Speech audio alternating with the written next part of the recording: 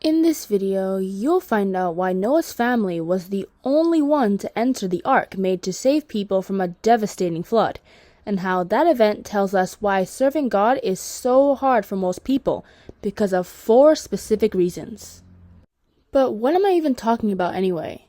Well, Noah was a man who lived a long time ago, when every single person was evil except for him. God literally told him that he was not like the other humans, and that he was different. He was righteous, and that's why he was going to survive. Because of his righteousness, his family was going to survive too. They were the only ones who made it out alive.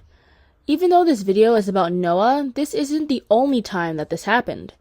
Lot was also in a similar situation when God took him and his family away from Sodom and Gomorrah and destroyed the city in its entirety with fire and brimstone, in Genesis chapter 19 verses 1 to 25. In this specific case, we can see that it was truly only Lot who was righteous, because his wife disobeyed God by looking back at the burning city, and Lot's daughters later made him drunk and slept with him to bear children.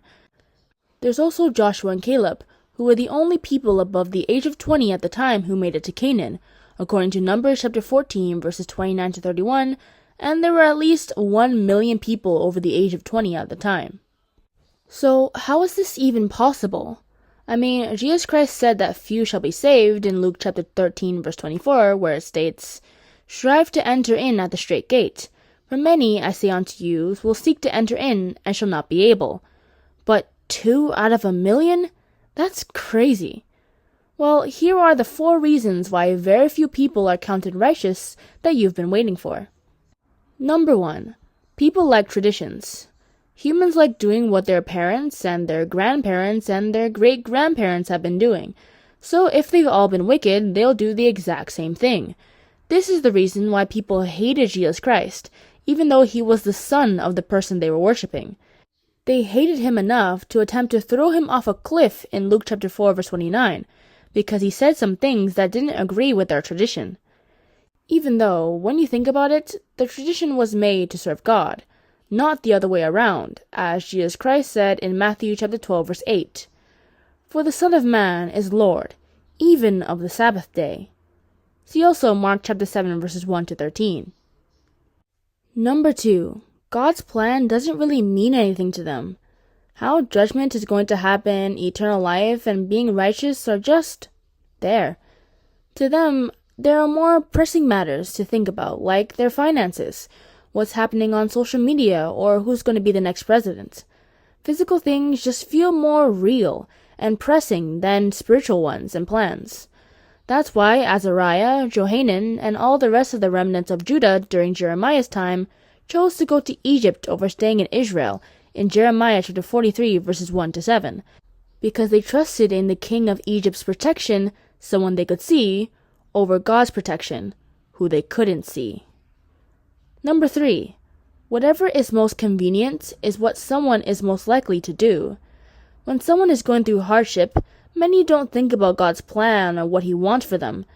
They just want to solve the problem they're in as quickly and painlessly as possible. For example, if someone's marriage is going through a tough time and both parties want a quick solution, they'll choose to divorce instead of trying to fix their marriage using God's principles, even though a marriage is supposed to be forever, as Jesus Christ said in Matthew chapter 19 verses 5 to 6. If they consider Jehovah as their number 1 priority, and that temptations can help them grow their faith, as James said in James chapter 1 verses 2 to 4, they'll do their best to fix the situation they're in instead of quitting. My brethren, count it all joy when ye fall into divers temptations, knowing this, that the trying of your faith worketh patience. Number 4. The bandwagon. The most popular wagon ever. People consider something to be credible or good when everyone is in it. For example, if a video has 1,000,000 views, one would be more likely to watch and or believe what's in it than a video that has, 50 views. The issue with this is that the majority of people aren't doing and projecting what God wants, so sticking with the majority is sticking with the other side that God's not on. A reason people do this is that they don't want persecution, as when you're different, people don't like you.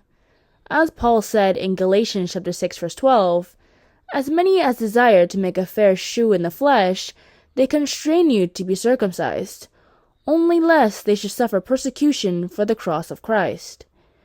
People want to fit in and blend in, which isn't some kind of wimpy thing. It's human nature to want to be as far away from persecution as possible. But as Christians, persecution is guaranteed and must be accepted if we want to be in God's good books. Jesus Christ told us this in Matthew chapter 5, verses 10 to 12. Blessed are they which are persecuted for righteousness' sake, for theirs is the kingdom of heaven. Blessed are ye when men shall revile you, and persecute you, and shall say all manner of evil against you falsely, for my sake. Rejoice, and be exceeding glad, for great is your reward in heaven. For so persecuted they the prophets which were before you. See also 2 Timothy chapter 3, verse 12 for more information on this topic.